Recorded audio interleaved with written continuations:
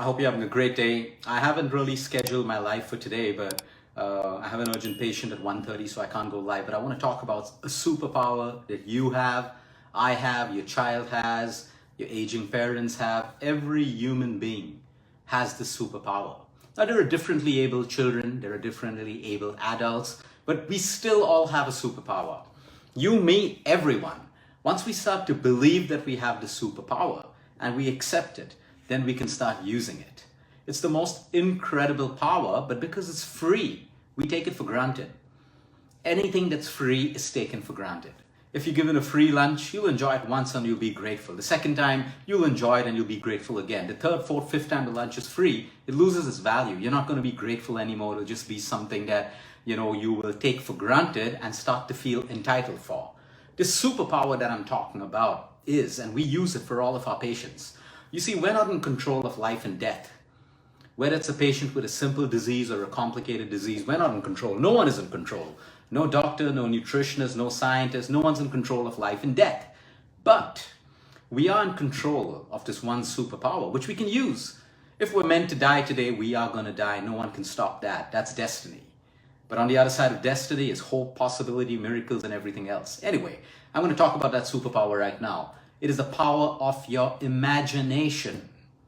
The power of your imagination. Tied in with this power of imagination is faith and belief and all of the religious and spiritual miracles that you read about, where people had faith that they could get their eyesight restored, where people had faith that their tumors the size of golf balls would melt in their brain or in their bodies. It all happened. Faith, belief, everything together. We don't know, but it happened. The very fact that it happened means there is hope and there is possibility. Now, the power of your imagination. And what's fascinating about this, it's based on science. It's not based on because Luke is saying imagination is powerful or some other doctor or nutritionist is saying it. It isn't because of that. Let me prove it to you right now. There are studies done where a person is put in a room, okay?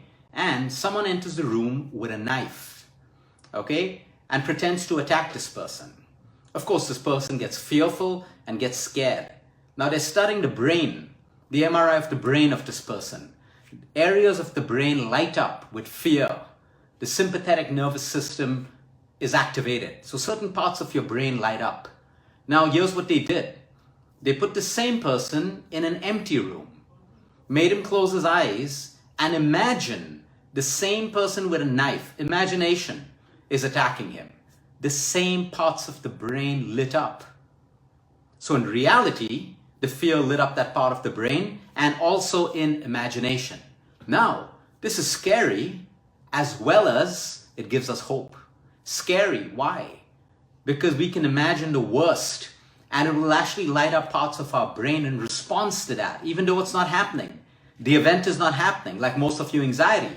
It's never happening. Whatever you've been anxious about in the past has mostly never happened. Whatever you've worried about in the past has mostly never happened. But you've lit up those same parts of the brain. And then there's reality. So now, the sad part or the scary part of your imagination is your worst or your smallest fears can actually become your worst fears and create chronic stress, which is related with every disease. Now I can use my imagination the opposite way to create. I may have something not going well in my life right now, but I can start to imagine the best outcome of it. I can start to visualize and literally imagine the best of the best. And I can change the way my brain lights up.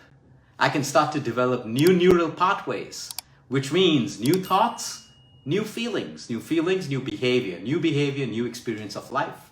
And that's how manifestation works. That's how visualization works. That's how the law of attraction works. Whatever you want to call it. Whatever you want to call it. Imagination is powerful. For the most beautiful home to be built, the architect first imagined it in his or her mind. And then from imagination, put it down on a blueprint. And then the engineers took the blueprint and built the house. Everything starts with imagination, the worst and the best. And this is why it's a superpower.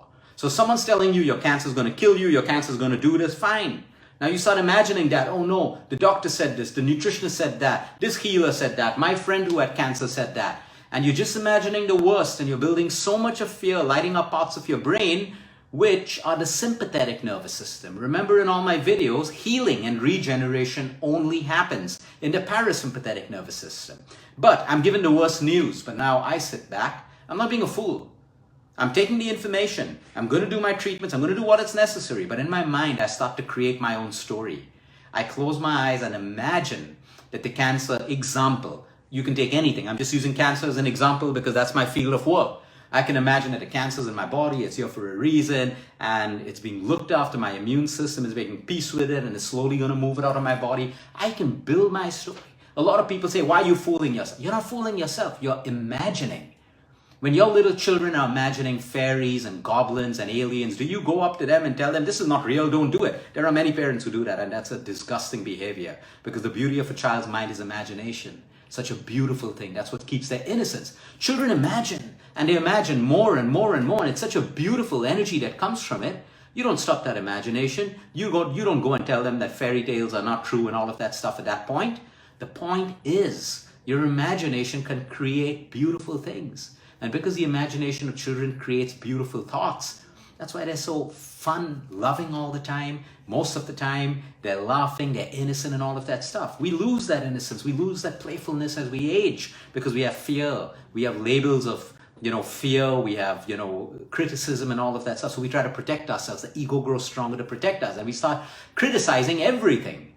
If miracles, there are people who challenge miracles. All they need to look into their body and it's a miracle working. Why should your heart beat for you every second of the day and night? Why? It's a miracle. It's a miracle that you're even sitting and alive and you have so much around you. Look at nature, it's a miracle. Look at animals, the way they're built. It's a miracle.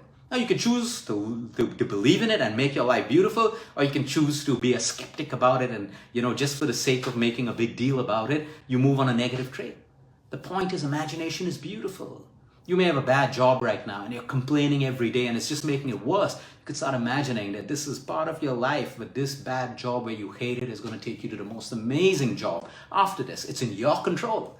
You can become a victim and slave to pessimism and to negativity and the opinions of people, or you can go back and daydream and build beautiful imaginations and still do the work. Don't sit and say, I'm imagining $1 billion and don't do anything. You still got to work. So the point is, don't fool yourself, but build imagination. Because your brain doesn't know, your subconscious mind doesn't know the difference between a truth and a lie. Your subconscious mind doesn't know the difference between reality and imagination. So you can program your subconscious mind. I'm not saying this, we've learned it from the best of the best. Dr. Joe Dispenza, Bruce Lipton, so many people. You have the power to program your subconscious mind with the way you think. What you keep doing, what you keep feeding your attention on. And that's why imagination is such a beautiful thing. It could be going so badly for you right now, your relationship, whatever, but you can just imagine. You can just imagine, like, what if this happened? And you keep building that imagination. So it takes you away from negativity. And it starts focusing you on the thoughts that you are building in this beautiful brain of yours. That's why everyone has a creative brain. But not many people use it because part of their brain is always so filled with negativity and they become slaves to negative neural pathways that the creative part can't kick into function. But every brain is creative. Every single brain is creative. It's just loaded with the wrong kind of information, content, belief systems, and mindsets. And that's the superpower that we all have, the power of our imagination. Use it. It's super powerful and it's free. Have a great day, everyone. Until next time, eat smart, move more, sleep right, breathe deep, and remember, you care is all about you.